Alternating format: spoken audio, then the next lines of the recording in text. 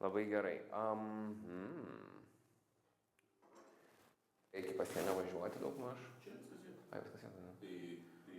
Galima toliau kažkiek pavažiuoti, bet čia viskas vieta. Tai tas, ką man tai... Jo, būna atveju, kada balionai susprogsta, patys ir nukrenta, randamės jau per minėtą vožtuvą ir skylę, čia galima sakyti. Tai dujos išeina, tiesiog nusileidžia ir pasima krovinių.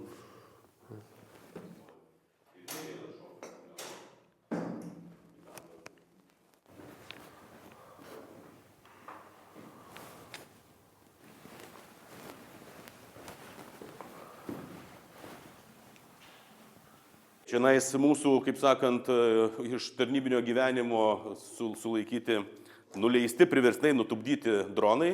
Tai, sakykime, nuo tokių mėgėjiškų, kuris gabena ten kelias dešimtis pakelių, iki tokių, kurie gabena, turim atvejį vieną fiksuotą 6 dėžės kontrabandinių cigarečių, tai 3000 pakelių. Tai pervažiuoja vis toliau į teritorijos gyvūnų, pervažiuoja iki tam tikros ribos, aišku, jeigu miškinga vietovė, tai mūsų balionus kontroliuoti.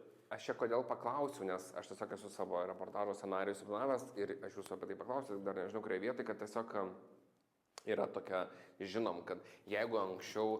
Paspaudęs mygtuką suaktyvina aparatą, antrą kartą paspaudęs jis jau skleidžia tam tikras bangas. Ir į bepiločio orlaivio skridimo trajektoriją nusitaiko, daugiau nieko daryti nereikia, tiesiog laikyti. Pilotai vykdo tą vaizdo stebėjimo sistemos visą valdymą, būtent su tam tikrom priemonėm. Tai čionais mes turim bokštus vaizdo stebėjimo, o bokštai jau jie tikrai šitas grėsmės valdyti mums padeda. Tai gal pademonstruosit, jeigu tas oro balionas sklendžiantis jau... Čia vat jis čia yra, ne? Baltas. Tai pamatot balioną, kas vyksta? Na, pas mus ruožiai yra išdėstytos sargybos, ne? Mobilios pasienio sargybos, kurios arba pačios, vykdydamos oro erdvės stebėjimų, užfiksuoja meteorologinius oro balionus skriejančius danguje.